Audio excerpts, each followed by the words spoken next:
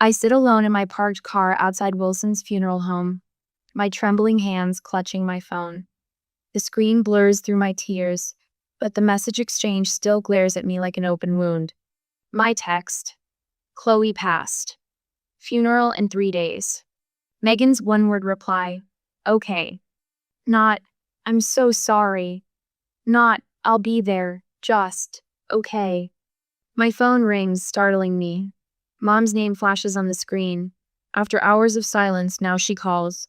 I press the speaker button, unable to trust my voice against my ear. Lauren?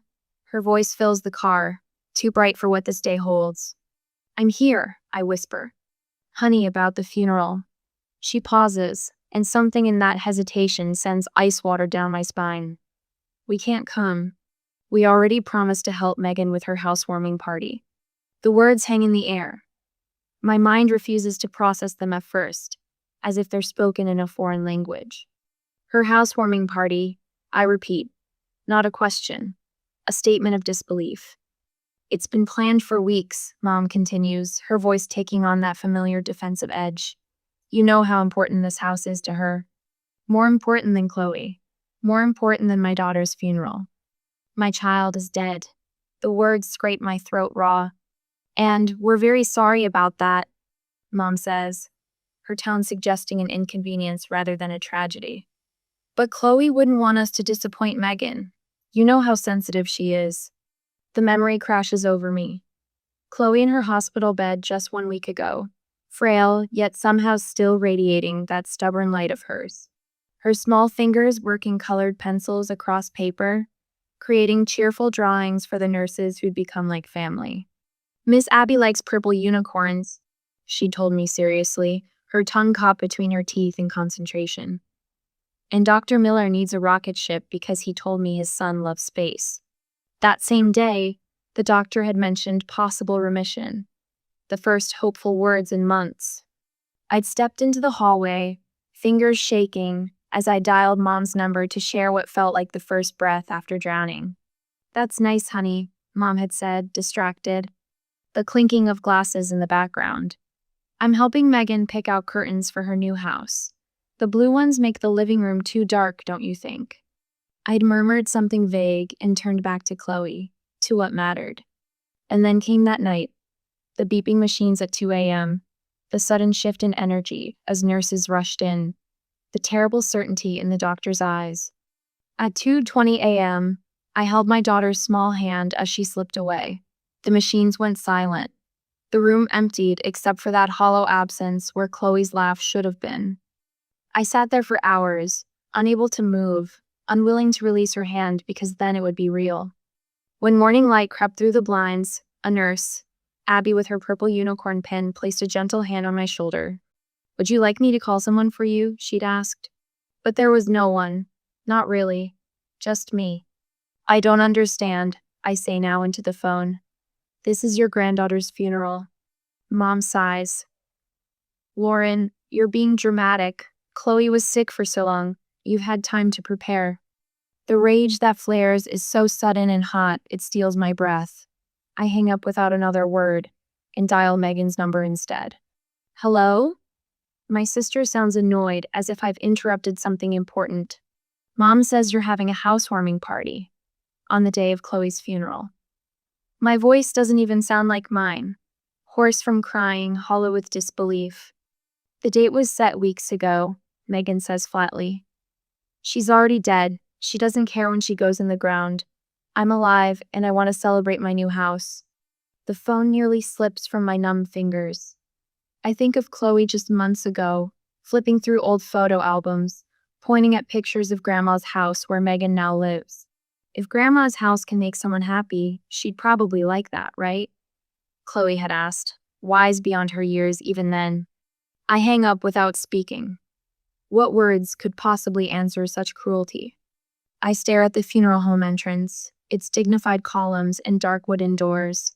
Inside, they're preparing my daughter's body while her own family prepares for a party. What kind of family, I whisper to the empty car, chooses a housewarming party over their own flesh and blood's funeral? The question hangs unanswered as determination slowly replaces the grief on my face. My hands stop trembling. I reach for my phone again, but this time I dial a different number. Hello, is this the police department? I'd like to report unauthorized use of my property. The weight of my funeral clothes hangs heavy as I sit across from David, my grandmother's lawyer for 30 years. His office smells of old books and coffee, a familiar comfort in a world suddenly devoid of any. My black dress still carries the scent of lilies from Chloe's service. I'm sorry to drag you here today of all days, Lauren. David's glasses slip down his nose as he shuffles through a manila folder. But after your call, I pulled your grandmother's documents immediately. I nod, my throat too raw for words. 4 hours ago, I watched them lower my daughter's casket into the ground, alone. Here it is. David slides a document across his mahogany desk. The deed to your grandmother's house is still in your name. The transfer to your sister was never completed. The words hit me like a physical blow. That can't be right. I gave Megan the keys last year. Giving keys isn't the same as legal transfer. David taps a finger on the document. According to my records, you said the paperwork could wait. A memory surfaces Mom and Ted, my stepfather, sitting at my kitchen table 3 weeks after Grandma's funeral. Their voices urgent, insistent. Megan needs a fresh start after that messy breakup, Mom had said, stirring her tea with quick, nervous movements. You know how much she loved that house. It should stay in the family, Ted added, his tone reasonable, practiced. You've got your place. Megan has nothing. I'd been numb with grief, still finding Grandma's knitting needles in odd places around her house, still smelling her perfume on the couch cushions. Fine. The word had tumbled from my lips, desperate to end the conversation. She can have it. The paperwork can wait until things settle down. I'd handed over the keys the next day, relief washing over me as one responsibility lifted from my shoulders. David's voice pulls me back. Lauren, they've been pressuring you during your daughter's illness. Did you realize that? His words sliced through the fog in my brain. What do you mean? The last communication about transferring the deed came 5 months ago when Chloe was diagnosed. He removes his glasses, polishing them with a handkerchief. You responded that you needed time.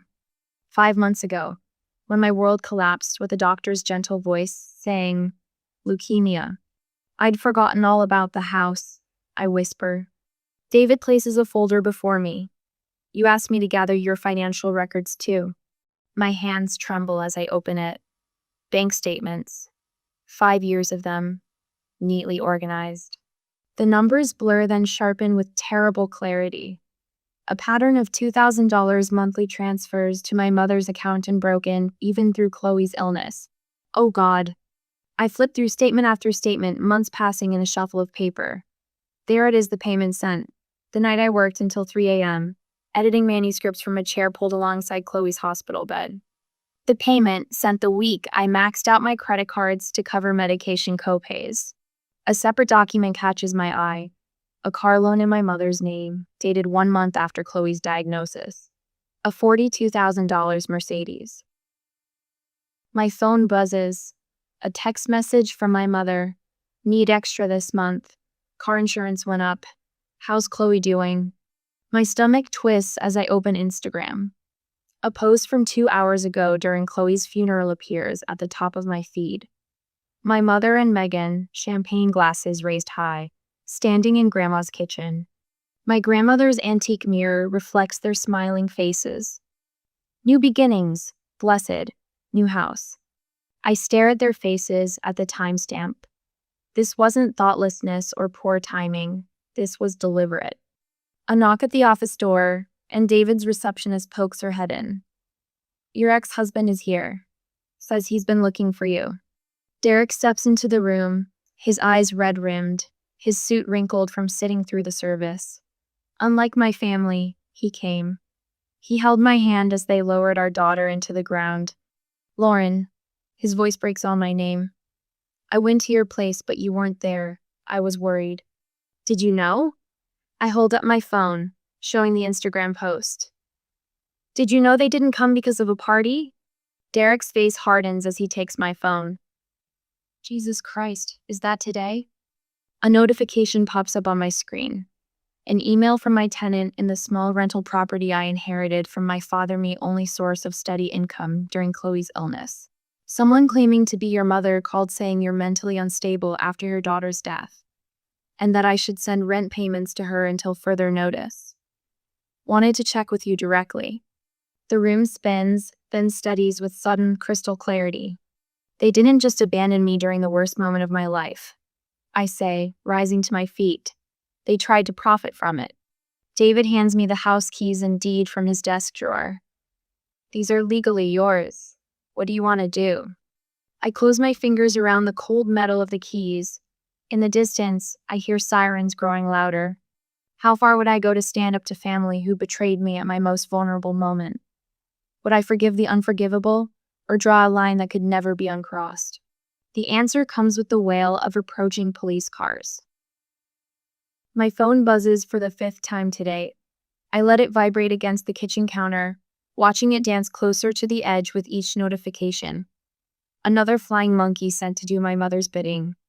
Lauren, honey, we're all worried about you. My Aunt Carol's voice fills my voicemail. Your mother says you're not thinking clearly. Grief can make us do things we regret. Just let this house thing go. I delete the message without responding. The phone chirps with a text. This time it's Megan. Some people are just toxic. Cutting them out is self-care. Blessed. Boundaries. New chapter. Below her post is a photo of her lounging in what was my grandmother's sunroom. I set the phone face down. There's another certified letter from her lawyer on my counter, still unopened. Half the neighborhood thinks I'm having a mental breakdown. The other half knows exactly what happened. Mrs. Rivera crossed the street yesterday when she saw my mother approaching, then knocked on my door an hour later with a casserole and quiet solidarity in her eyes. I saw what they did, she'd said simply. My husband's family didn't come to our son's funeral either. Chloe's grave is still fresh, the grass not yet grown over the disturbed earth. I kneel beside the small headstone, running my fingers over her name. I always taught you to be kind, sweetheart, I whisper, placing a small bunch of daisies against the cold stone. But I never taught you to stand up for yourself. I won't make that mistake anymore. The words surprise me with their clarity. For weeks I felt nothing but a hollow ache where my heart should be. But today, something new stirs beneath the grief. Something with edges. What I'm hearing, Dr. Matthews says, leaning forward slightly in her chair, is remarkable clarity about what happened and what needs to happen next. I blink, surprised by her assessment. Is that unusual? In my experience, yes. Most people who suffered both the loss of a child and family betrayal struggle to separate their emotions from their actions. She makes a brief note on her pad. Your anger is justified, Lauren. That night, I finally tackle Chloe's room. Her rock collection lines the windowsill, each one labeled in her careful handwriting. I sleep through the night without waking, without crying. I wake at dawn with something steady in my chest. Not peace, it's too solid for that. Resolve. My mother's face when she opens her front door is a study in manufactured concern. Lauren. Oh, honey, I've been so worried. She reaches for me, arms open for a race I don't step into. Cut the act, Mom. The mug freezes halfway to her lips. Excuse me? I've been supporting you financially for years while you undermined me. My voice is steady, prizing me. Monthly deposits, even while Chloe was sick. We're family, she says, as if this explains everything. You chose the housewarming party over your granddaughter's funeral. Her face hardens, the sympathetic mask slipping. You're still on about that. Lauren, Megan had people coming from out of town. She switches tactics, tears welling. After all I've done for you. Yes, I say quietly. After all you've done. Derek meets me at the lawyer's office, sliding a folder across the table. The house is still in your name. Your grandmother's will is clear. And the financial records? He nods. Bank statements showing regular payments to your mother for the last 5 years. Emails proving they knew about the funeral. His jaw tightens. Lauren, they were taking your money while you were trying to save our daughter's life. My phone buzzes. The meal train group, letting me know dinner will be delivered. My landlord calls next. That woman your mother, she called, claiming you were unstable and might damage the property. I told her to take a hike.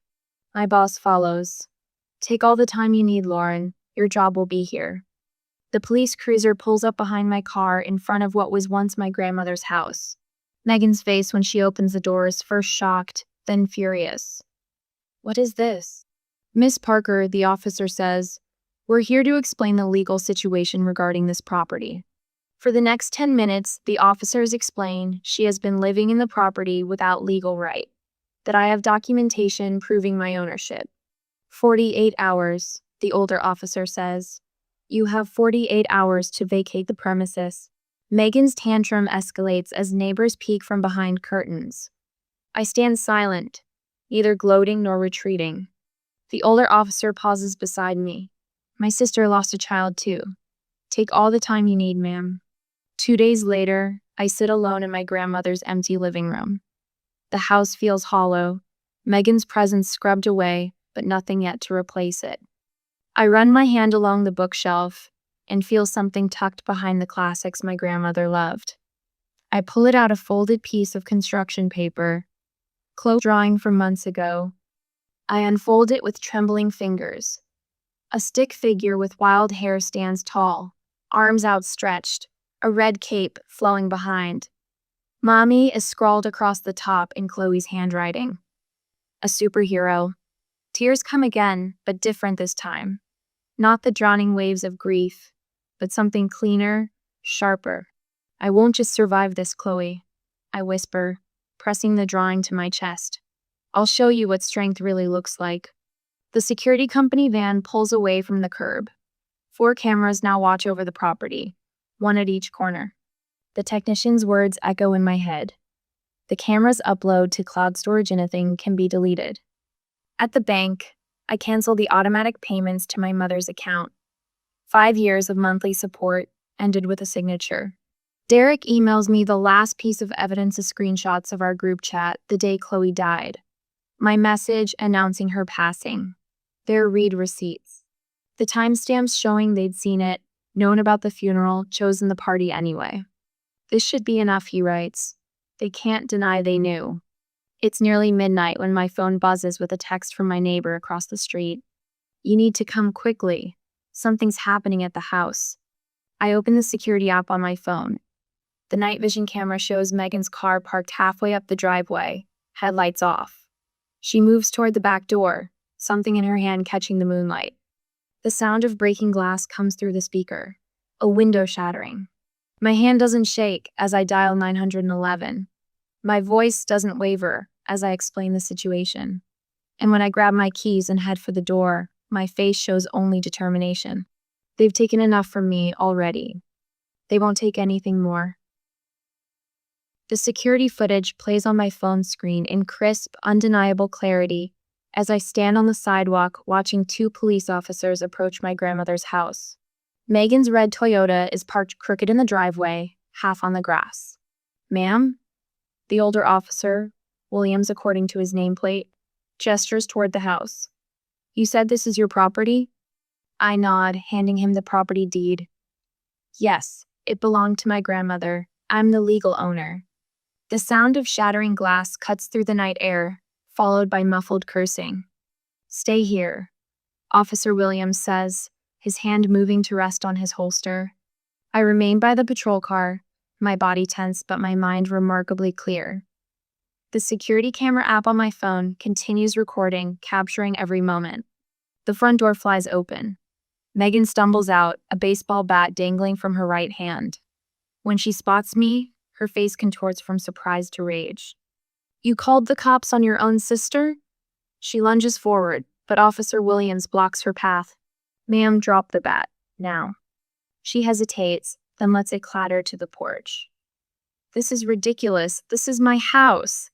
Actually, I step forward, my voice steady. It's not.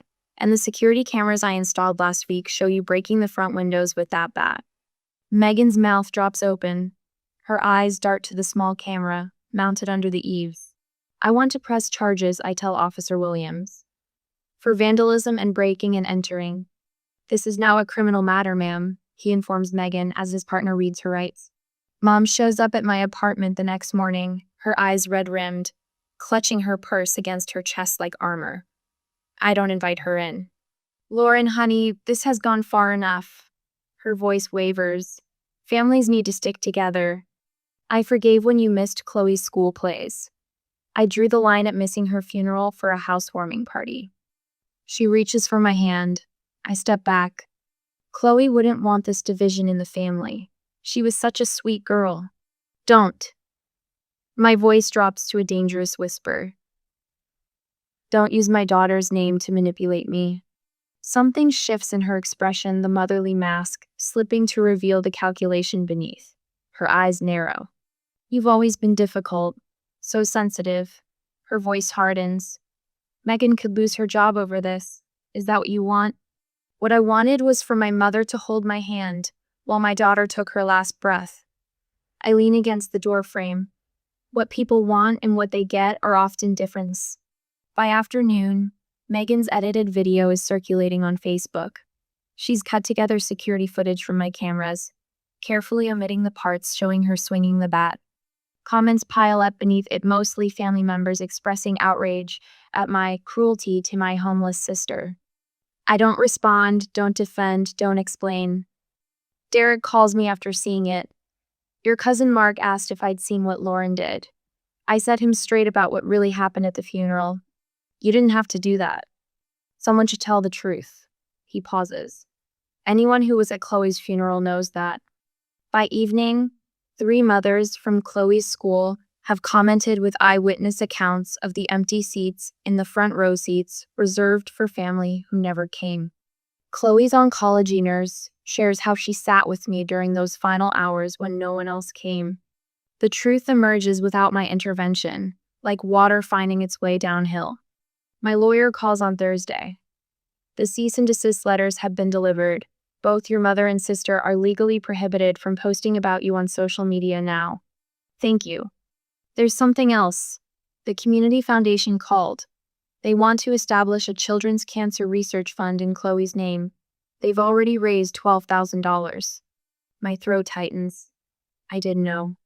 Apparently, Derek helped organize it. She pauses.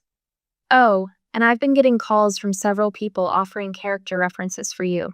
Your former neighbors, Chloe's teachers, even a church group that used to include your mother. I blink in surprise. Mom's church friends? They saw the truth, Lauren. They're not supporting her version anymore. Later that day, my phone buzzes with a text from my neighbor. You should check social media. Megan's employer responded. I find a statement from the county health department. We are aware of the situation involving one of our employees. Ms. Bennett has been placed on administrative leave pending investigation. My phone rings almost immediately. Mom's number. Lauren. She sobs when I answer. The church group is asking questions. Your father's sister saw Megan's video and called me. Our family reputation. Mom, I interrupt quietly. This isn't about reputation. Megan's been suspended. This is your fault. The old Lauren would have apologized. Would have found a way to absorb blame. No, I say simply. This is about choices.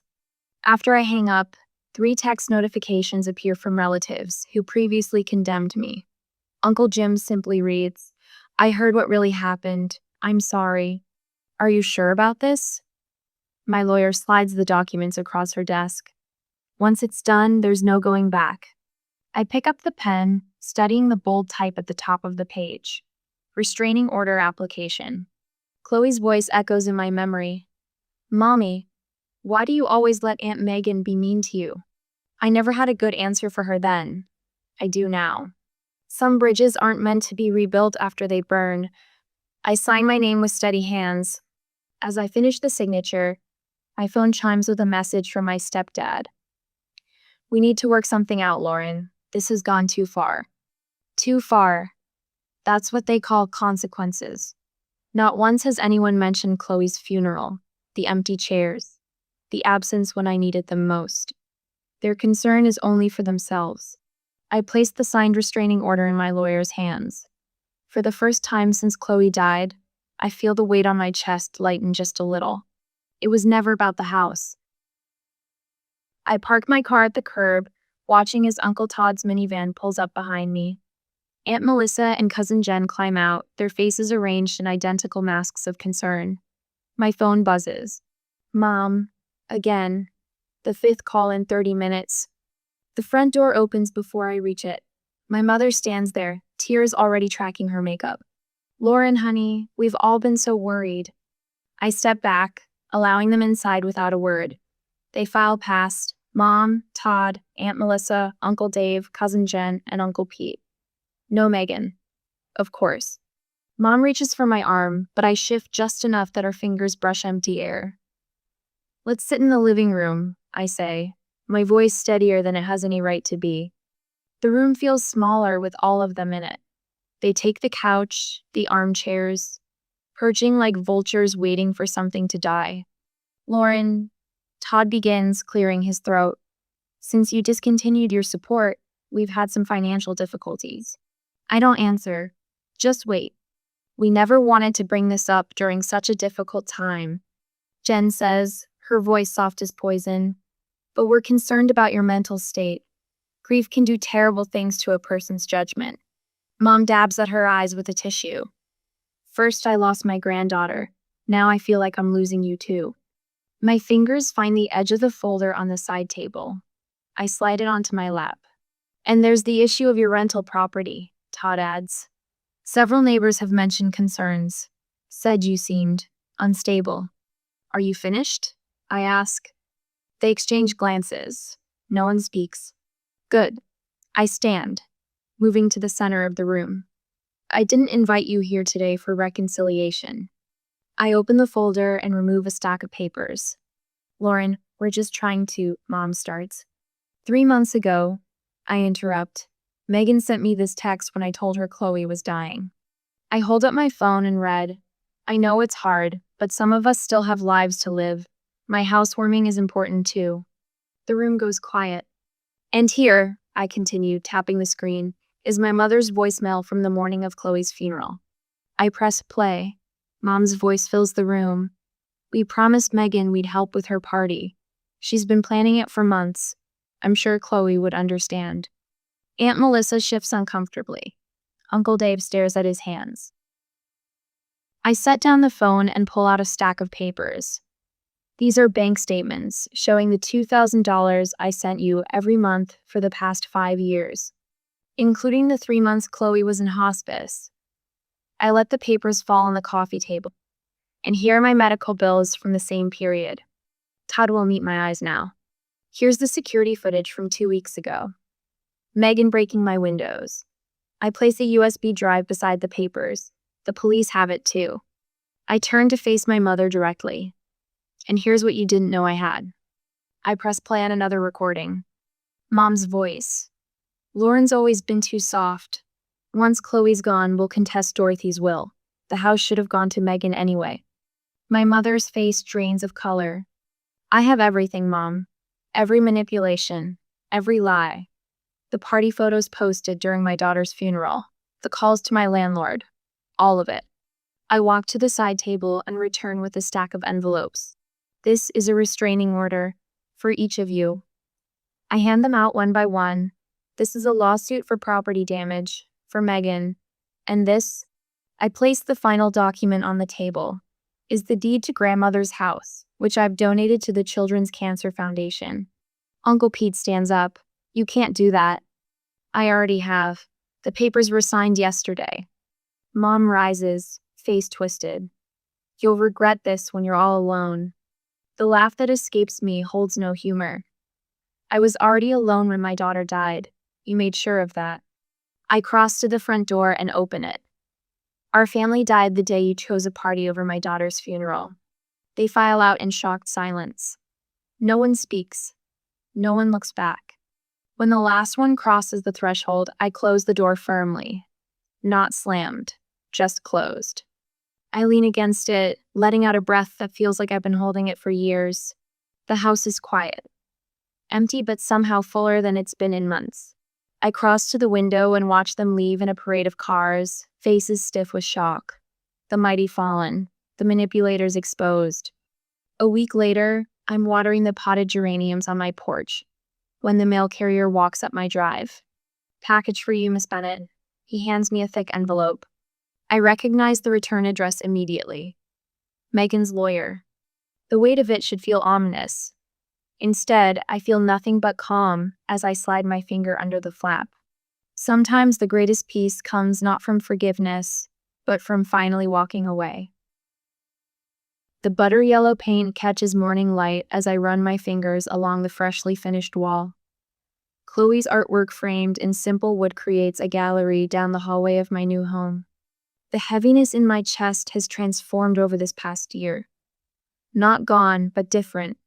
A companion rather than a crushing weight. My phone buzzes against the kitchen counter.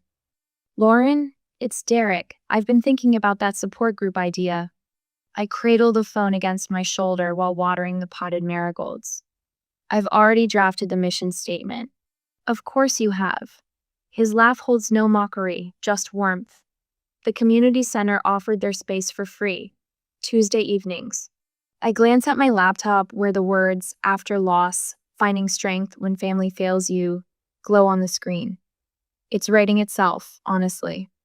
The cemetery gates stand open, the air crisp with early autumn. Unlike my first visits when each step felt like wading through concrete in me stride, now carries purpose. The polished stone appears before me, Chloe's name catching sunlight. I kneel on the grass, placing her drawing against the headstone. The crayon bright superhero figure me, in Chloe's imagination sports a cape and a determined smile. You made me stronger than I ever knew I could be. Tears come, but they don't drown me anymore. Back home, I change for my therapy group 6 parents who understand the unique grief of outliving their children. No platitudes, no pressure to move on, just honest navigation through impossible terrain. Messages arrive from 3 different friends, real ones, who appeared after the storm, who respect my boundaries and offer support without conditions. The promotion at the medical journal came unexpectedly.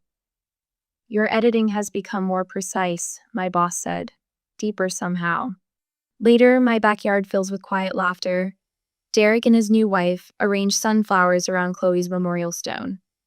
My therapy group friends arrive bearing dishes that steam in the cool evening air.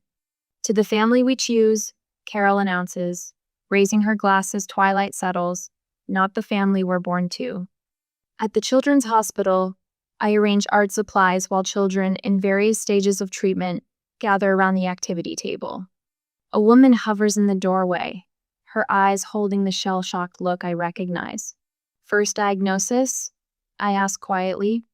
She nods, tears threatening. Leukemia, 3 days ago. You don't have to answer every call or accept every casserole. I meet her eyes directly. Protect your space. Some people will make this about them. Her shoulders drop slightly. No one said that. You made me feel less alone today, she whispers before leaving. The certified letter arrives on a Tuesday. My mother's handwriting on the return address. I open it calmly, scanning paragraphs about her regret, her pain, her need for reconciliation. I file it away without response and return to my garden. Kneeling in the soil, I plant a row of bright zinnias, Chloe's favorites. Their orange and pink faces will turn toward the sun, just as she always did. On the patio table, a stack of fresh manuscript pages catches the breeze. Building Boundaries, Protecting Your Peace reads the title. Miss Lauren? A small voice startles me. Lily, the 8-year-old from next door, stands at the garden gate. What's this stone for? That's for my daughter, Chloe. She loved butterflies. Did she die? Lily asks with the direct simplicity of children. Yes. The word comes easily now. She used to make up songs about caterpillar swinging. Lily touches the stone gently. I bet she was nice. The nicest, I answer, and realize I'm smiling at the memory, not crying. My phone rings. The children's hospital coordinator's name flashes on screen. Lauren, would you consider expanding your art program to our other locations? The families keep asking when you're coming back. As sunset paints the sky, I water the memorial garden one last time. The photo of Chloe rests nearby, her smile untouched by time. "You were right, sweetheart," I whispered to her image. "It's making people happy." I press my palms against my navy silk dress, smoothing invisible wrinkles as I stand before the imposing double doors of the Oakmont Country Club. My heart pounds against my ribs like it's trying to warn me. Turn around, go home, save yourself. But I'm already here, my sensible heels already clicking against the marble entryway. My gift already wrapped in expensive paper that costs more than the bottle of scotch it contains. "Miss? Your name?" asks the attendant, a young man with a too-tight bow tie who doesn't realize he's guarding the entrance to my personal purgatory. "Tessa Reynolds," I reply, the name feeling strangely formal on my tongue. "I'm Michael's daughter." His eyes flicker with recognition. "Of course, Miss Reynolds. The celebration is in the grand ballroom." I nod and step inside, immediately enveloped by the familiar scent of money, subtle cologne, fresh flowers, and polished wood. The sounds of 120 people laughing, clinking glasses, and engaging in carefully curated conversations echoes through the vaulted ceilings. Dad's 60th birthday celebration is exactly what he wanted. A display of wealth and influence wrapped in the guise of a family gathering. I spot him across the room, silver-haired and commanding, in his tailored suit, surrounded by colleagues who hang on his every word. He doesn't see me. He never does. Not right away. I've learned to exist in the periphery of his vision, a shadow daughter who shows up dutifully at these functions but never quite belongs. A server passes with champagne flutes balanced on a silver tray. I take one, grateful for something to hold, something to do with my hands. The bubbles tickle my nose as I take a small sip, scanning the room for a friendly face. Aunt Diane isn't here yet. Of course not. That would be too convenient. I drift toward the edges of the room, smiling politely at the familiar faces of Dad's friends who recognize me just enough to nod, but not enough to remember my name. It wasn't always this way. Before Melissa. Before the stepchildren who somehow fit better into the puzzle of his life than his own daughter ever did. "Everyone, please find your table assignments at the entrance table," announces a voice I recognize immediately. Melissa, her blonde hair swept into an elegant updo, diamond earrings catching the light as she gestures toward the foyer. "Dinner will be served in 20 minutes. My stepmother's eyes scan the room but conveniently skip over the corner where I stand. 15 years of practiced oversight. I make my way to the name tag table, arranged with Melissa's typical precision. Everything alphabetized, everything perfect. The Reynolds section is easy to find. Brandon, Kayla, Melissa, Michael. I flip through the elegant cards, each name written in Melissa's perfect calligraphy. My fingers freeze as I find mine. I stare at it, certain I'm hallucinating. But no, there it is, on the same heavy cardstock as the others. The same swirling script, but instead of Tessa Reynolds, it reads, "The Letdown." The room seems to tilt around me. A rushing sound fills my ears, drowning out the party chatter. Across the room, I hear Melissa's distinctive laugh, a sound I've heard after countless small humiliations over the years. Suddenly, I'm 9 years old again, watching Dad pack his things, promising nothing would change. I'm 16, sitting alone at my debate championship, scanning the audience for a face that never appeared while he cheered at Brandon's mediocre football games. I'm 19, staring at my empty college fund, reading the withdrawal slip with Dad's signature while struggling to pay tuition as Instagram filled with photos of my step-siblings' European vacation. I'm every age I've ever been, standing in doorways, waiting for acknowledgement that never fully came. The name tag trembles between my fingers. I should leave. That's what they expect. For me to disappear quietly, to remove myself from their perfect family portrait. Aunt Diane's words from last week echo in my mind. "Something feels off about this invitation, honey. You don't have to go." But I did go. And now I know why I was invited. My eyes lift from the name tag to see Dad finally noticing me from across the room. He raises his hand in a half wave, his smile not quite reaching his eyes. Melissa turns, whispering something to Kayla, both of them watching me with poorly disguised anticipation. They're waiting for the tears, for the hasty exit, for the confirmation that I am exactly what the name tag declares, the family disappointment. A strange calm washes over me, cooling the initial shock and hurt. 15 years of subtle cruelty crystallized in 2 handwritten words. I place the name tag back on the table. Instead, I reach for a champagne glass from a nearby tray, my eyes never leaving the offensive card. The glass is cool against my palm, the stem delicate between my fingers. I tap it gently with my ring. Once. Twice. The soft clink carries, just as I intended. Nearby conversations pause. Heads turn toward the sound.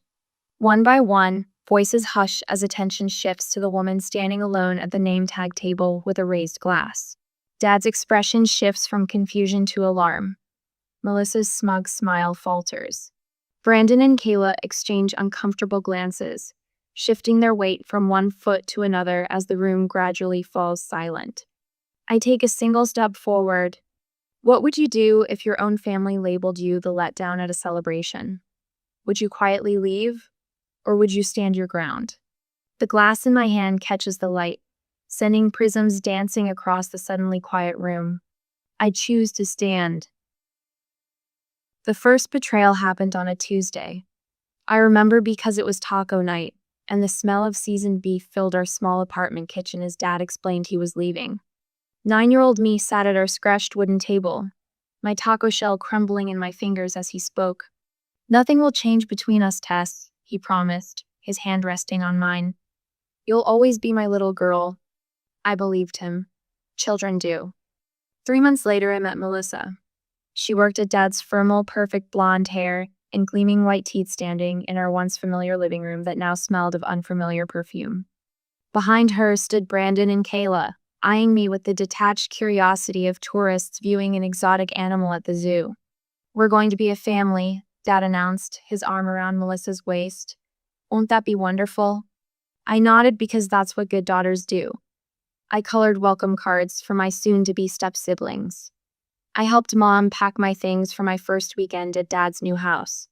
I tried to blend into the seams of this patchwork family. The second betrayal was a slow unveiling, like watching paint peel off a wall over years of neglect. "Dad, my debate championship is Thursday at 7.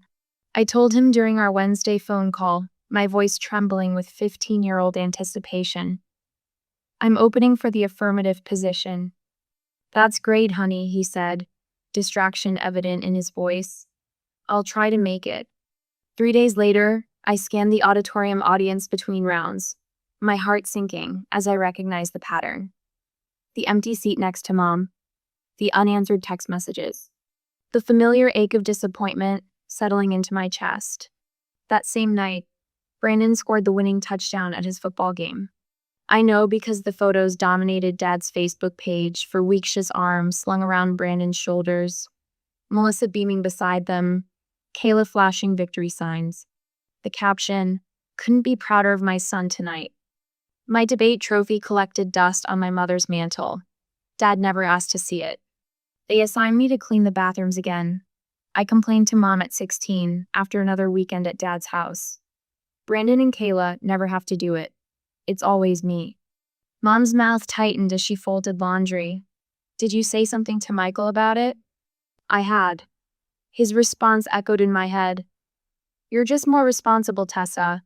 It's a compliment, really. Responsible enough to scrub toilets, but not important enough to celebrate."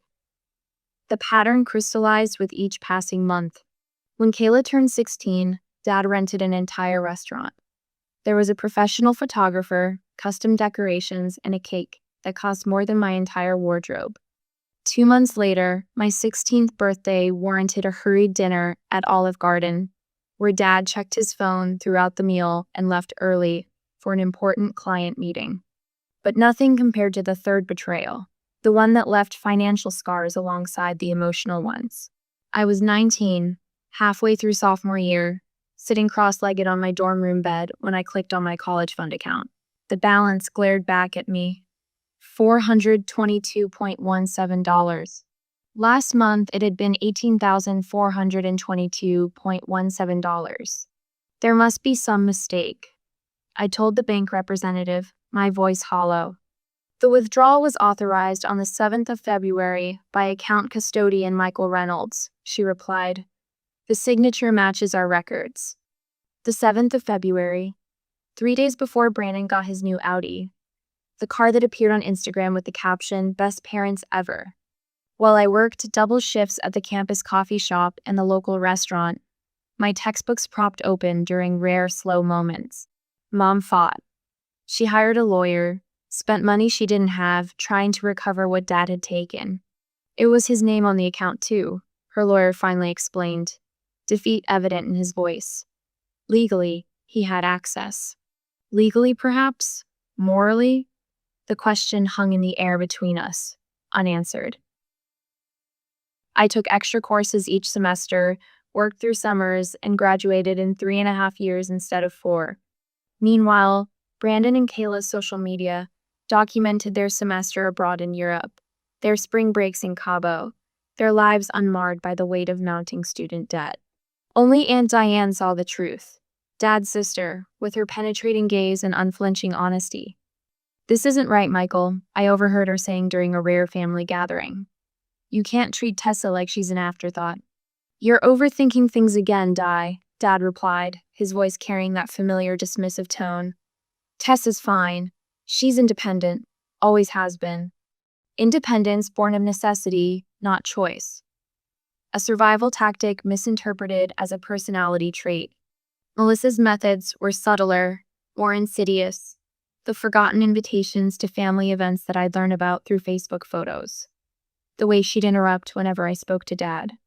The backhanded compliments. "That dress actually looks nice on you, Tessa. Hide your shoulders." 15 years of paper cuts to the soul, none fatal on their own, but collectively hemorrhaging. "You're difficult to love," Melissa told me once, when we were briefly alone in her gleaming kitchen. "That's why Michael keeps his distance. You remind him too much of his mistakes." I became the family ghost present, but transparent. Relatives stopped calling after hearing Melissa's carefully crafted narratives about my attitude problems and ungrateful behavior. Holiday gatherings became exercises in strategic avoidance, with me volunteering for kitchen duty to escape the living room conversations that fell silent when I entered. So when Melissa personally called to insist I attend Dad's 60th birthday celebration, warning signals blared in my mind.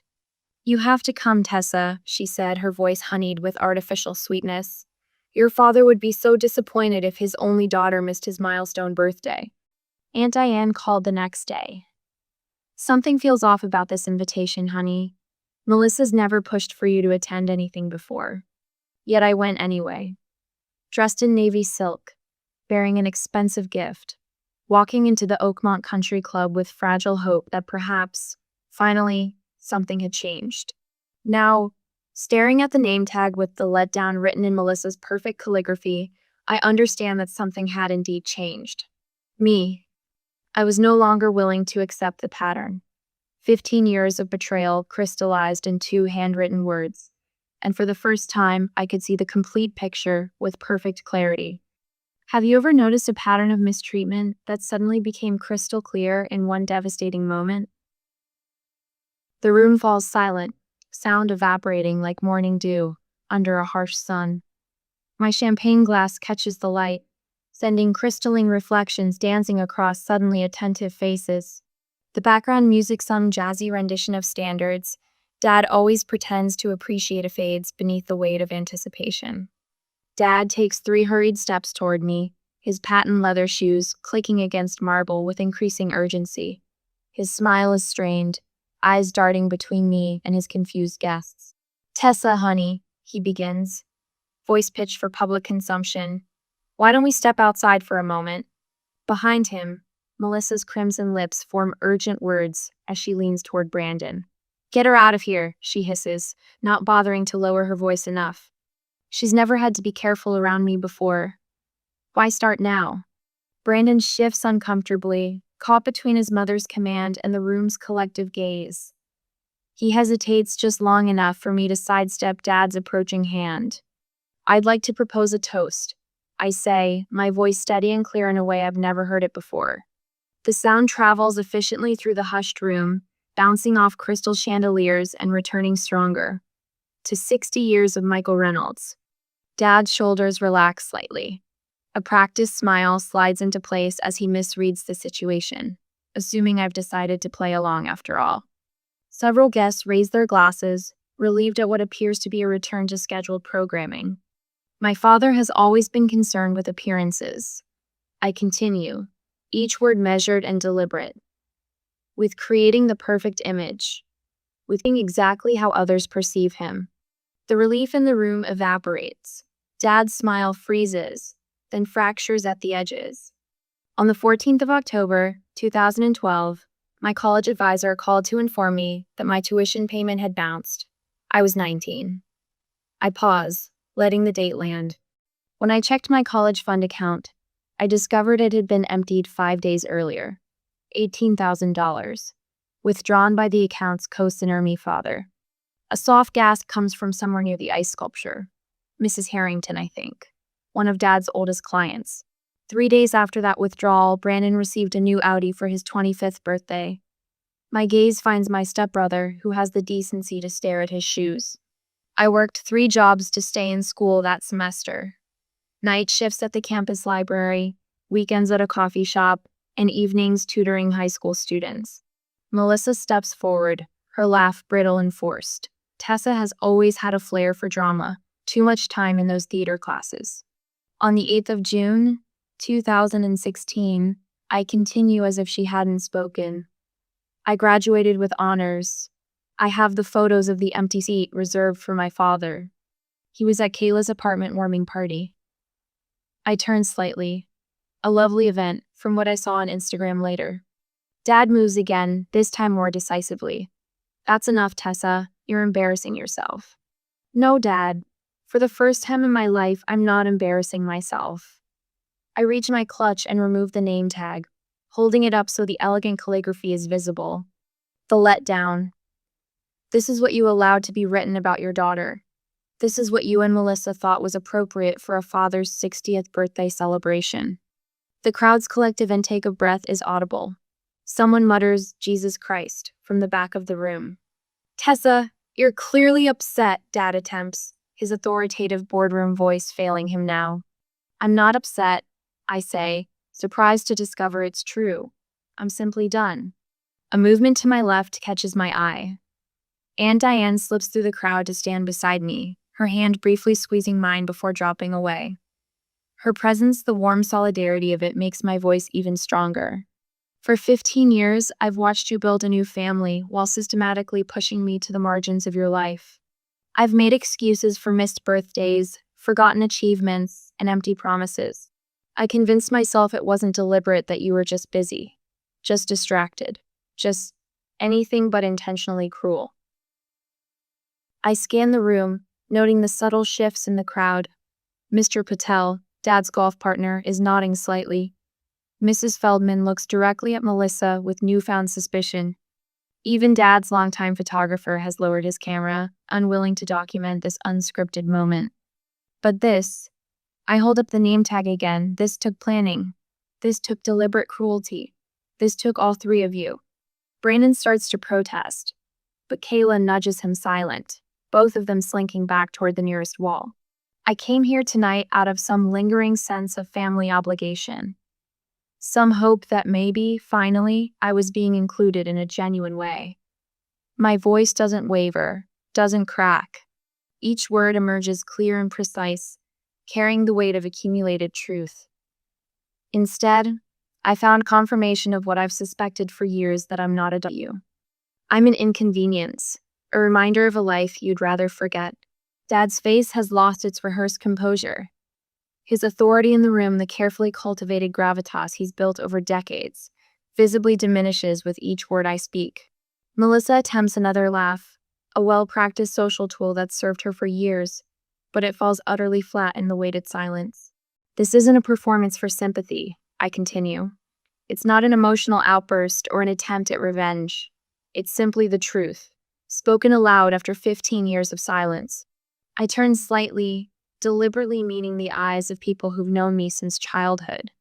People who've watched from the sidelines as I was gradually erased from family photographs, conversations, and considerations. To those of you who suspected something wasn't right, all these years, thank you for your concern, however quietly expressed. To those who were complicit, I hope you reflect on the kind of family dynamics you've enabled. I raise my glass one final time, the champagne gleaming under the chandelier lights. I'd like to toast to the last time you will ever see me, to the end of pretending, to the beginning of a life unburdened by the weight of your disappointment. I don't drink. Instead, I gently place the full glass on the nearest tableau, no dramatic smashing, no wine thrown in faces, just a quiet, deliberate placement. The soft clink as glass meets marble punctuates my final statement more effectively than any shouted words could. With the same measured calm, I place the letdown name tag beside the glass. A museum piece. Evidence. I walk toward the exit, back straight, pace unhurried. No tears. No rushing. Just the steady click of my sensible heels against marble, creating a rhythm that feels like freedom. Behind me, the vacuum of stunned silence persists. Not a single voice rises to break it, not even Dad's. In his own house, surrounded by his carefully cultivated society, he has nothing to say that could possibly undo what has just occurred. As the heavy double doors close behind me, I realize I'm smiling. Not from vindication or revenge, but from the simple, profound relief of finally being honest. For the first time in 15 years, I'm not trying to be what Michael Reynolds wants in a daughter. I'm simply being Tessa. The heavy door clicks shut behind me with finality. The country club's elegant exterior looms at my back as I stand motionless in the parking lot, breathing in the crisp evening air. My hands should be shaking, my heart should be racing. Instead, a strange calm washes over me like a warm tide. Inside, chaos erupts. Even through the thick wooden doors, I hear the swell of voices, a symphony of confusion, shock, and judgment rising to the vaulted ceilings. I imagine Melissa's face, that practiced smile cracking, as she flutters from guest to guest. She's always been dramatic, never could handle family gatherings. We've tried everything with her. My car feels like a sanctuary. I slide into the driver's seat, place my purse carefully beside me, and breathe. For 15 years, I've been holding my breath at these gatherings, measuring each word, calculating each smile. The exhaustion of performance finally lifts from my shoulders. I don't turn on the ignition immediately. Instead, I watch the country club entrance. Within 20 minutes, guests begin trickling out, couples with tight smiles and hushed conversations, checking watches though the party should have lasted 3 more hours. Dad's celebration is collapsing like a souffle punctured too soon. Melissa must be frantic. The thought brings no joy, just a quiet acknowledgement of consequence. My phone begins its assault before I reach the highway. It buzzes relentlessly against the passenger seat where I've tossed it. At a red light, I glance at the screen. 4 missed calls from Dad already, 2 from Melissa, 1 from Brandon. The text notifications stack like falling dominoes. From Dad, 8:42 p.m.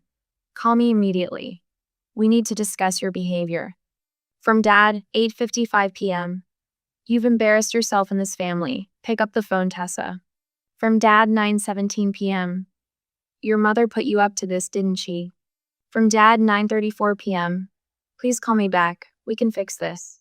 The progression from command to plea would have pulled me back once. I would have answered, explained myself, apologized for causing a scene, the familiar dance steps of our dysfunctional waltz. Not tonight. Melissa's contribution arrives as I'm unlocking my apartment door. Your father built everything you have. This petty stunt might damage his business relationships. Is that what you wanted? To hurt the whole family because you felt slighted? I read it twice, noting how she frames Dad's reputation as the whole family, while my experience remains a mere slight. The message lands differently now. Like examining a painting I've restored, I see the subtle brushstrokes of manipulation that were always there beneath the varnish of concern. Brandon texts next. That was intense. You okay? Then Kayla. You could have just told Mom the name tag bothered you, instead of making Dad's birthday about yourself. I place my phone on the kitchen counter. Switch it to Do Not Disturb. and pour myself a glass of water. The silence of my apartment embraces me. For the first time before a family event, I sleep deeply, dreamlessly, without the familiar knot of anxiety twisting in my stomach. Morning brings a fresh barrage. I document each message methodically in a notebook, noting the time, sender, and content. The pattern emerges clearly on paper. Dad's messages swinging between authority and desperation. Melissa's veiled threats about family reputation. The step-siblings' awkward attempts to minimize what happened. More telling are the family-wide communications. Aunt Diane forwards me the email Dad sent to extended family at 6:14 a.m. We're concerned about Tessa. She had what appeared to be a breakdown at my birthday celebration last night. Melissa and I believe work stress has been taking a toll, and we're consulting with a family therapist about how to best support her during this difficult time. We appreciate your discretion as we handle this private family matter.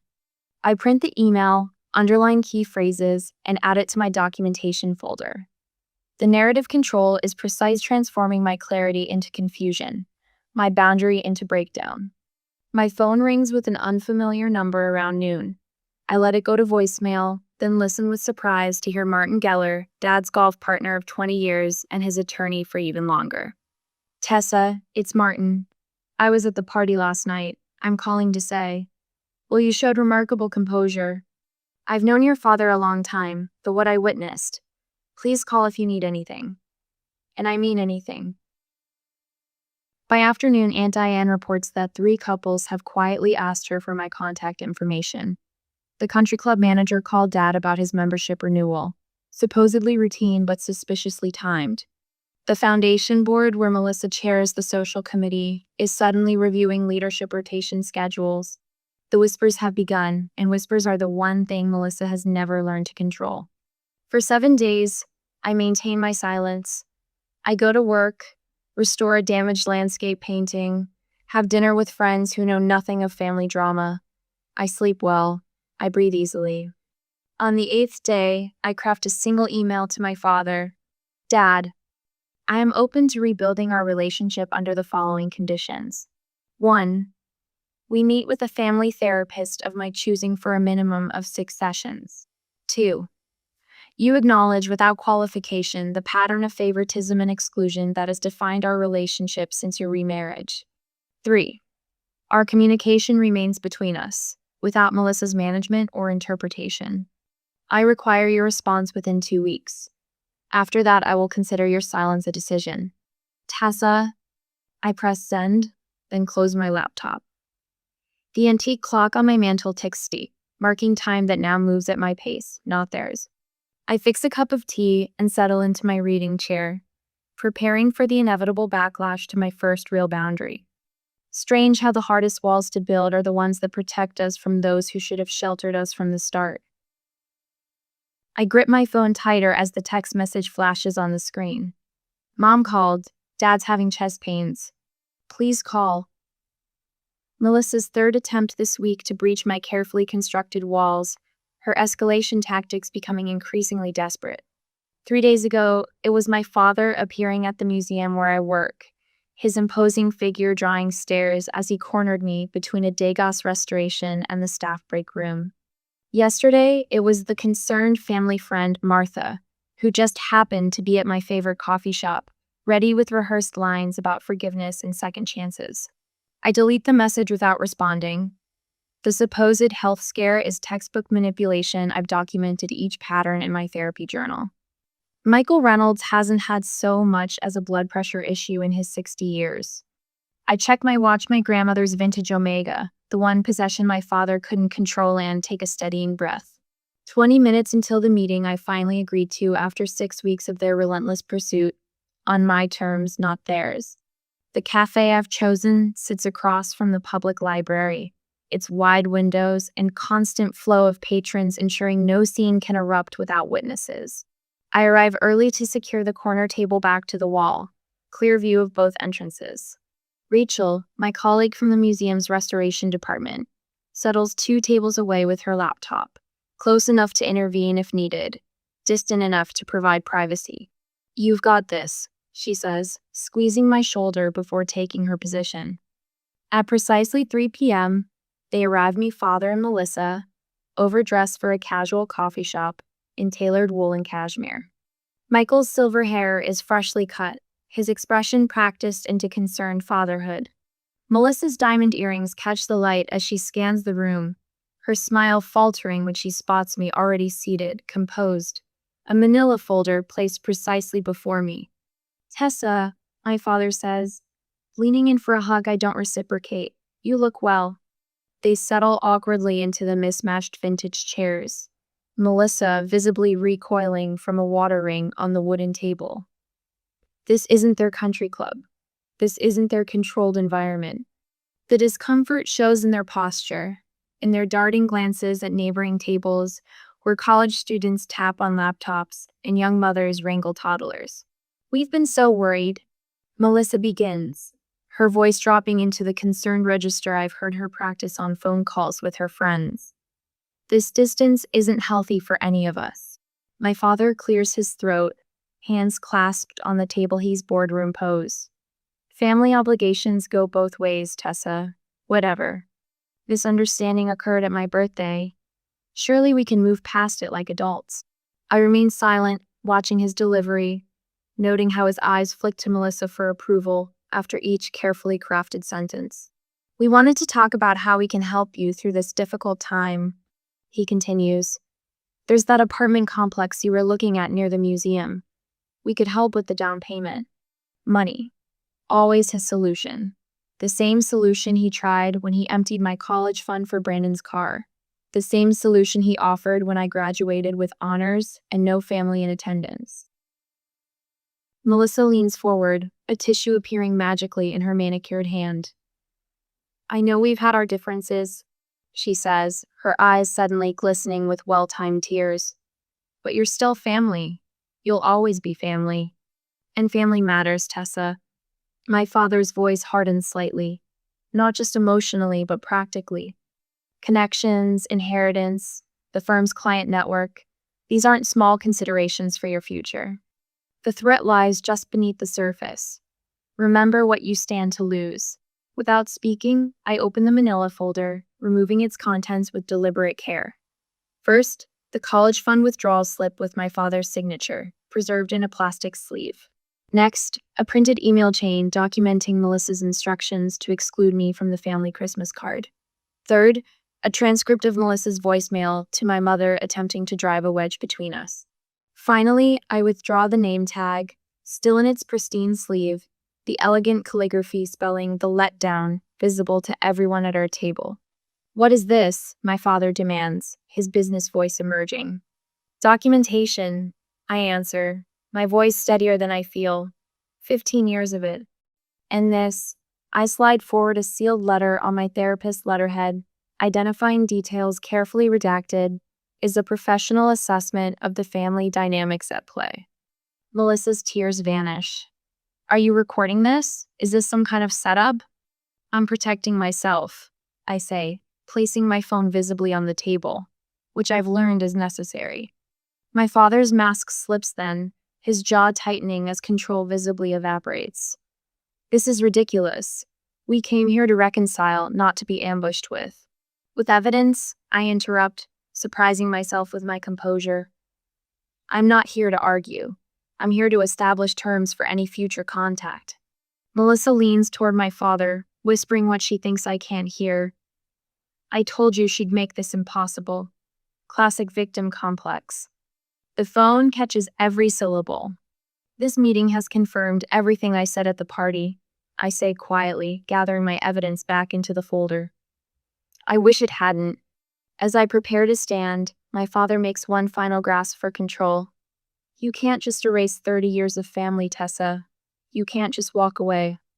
I pause, folder in hand, and meet his gaze directly.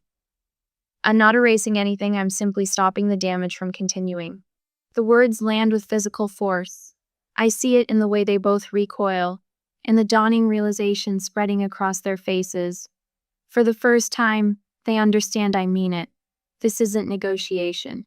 This isn't a plea for attention or a bargaining chip for more affection. This is goodbye unless fundamental change occurs. I stand, my chair scraping against the wooden floor. Rachel catches my eye from her table, ready to follow.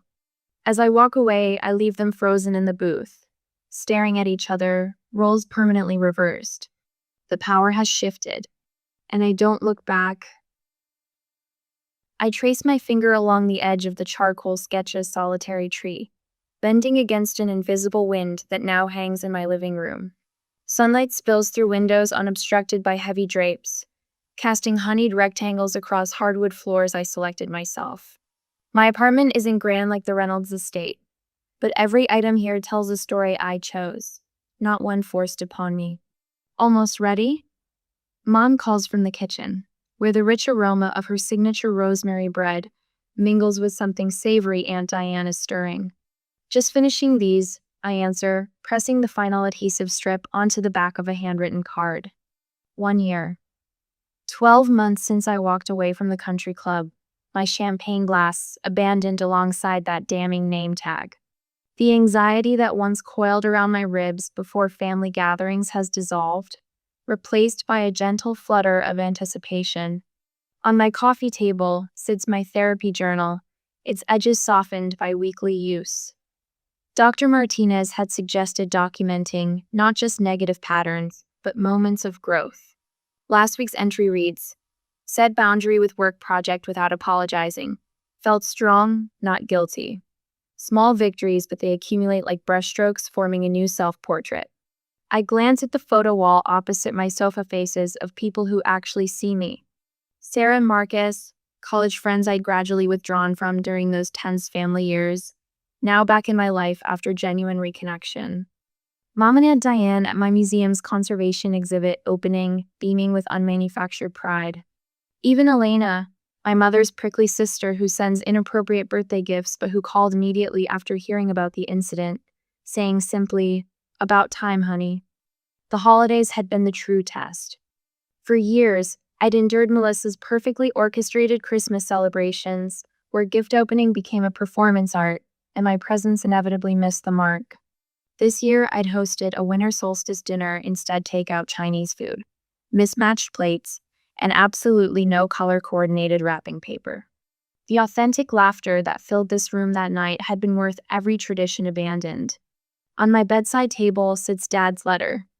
Not an email, not a textual stationery with his law firm's embossed header, now repurposed for personal correspondence. "I failed you," it begins, followed by 3 pages that never once mention Melissa's name. It arrived 2 months ago. I've read it exactly once. The doorbell chimes, and I move toward it with steady steps, no longer dreading who might be on the other side. "Hey," Brandon says, shifting awkwardly in the hallway, a bottle of wine in one hand and a small gift bag in the other. "I brought that Syra you mentioned last time." His presence here still surprises me. Of all people, my stepbrother was the one who reached out after 3 months of silence, meeting me for coffee without his mother's knowledge. "What she did was cruel," he'd said simply. "And I've been complicit for too long. We're building something tentative but real, a relationship defined by choice rather than circumstance." In the kitchen, Mom and Aunt Diane work in comfortable tandem, their shared history of navigating Michael Reynolds visible in their shorthand communication. Diane catches my eye and winks, no longer needing to disguise her loyalty. As guests begin to arrive, I place my handcrafted cards at each setting. Not name tags, identity markers. Each bears a word I've chosen deliberately: the compassionate for Mom, the truth teller for Diane, the evolving for Brandon. The last card I hold a moment longer, tracing my own handwriting: the resilient. I pin it to my sweater, a declaration and a promise. Reconciliation with Dad may come someday, on my terms, when and if it serves my well-being. Forgiveness and renewed relationship aren't the same thing, a distinction I'm still learning to navigate. The apartment fills with voices, genuine laughter cascading through rooms that hold no ghosts. Family, I've discovered, isn't inherited, it's cultivated, chosen, and earned through consistent care. As I move toward the gathering, I feel the rightness of this truth settling into my bones.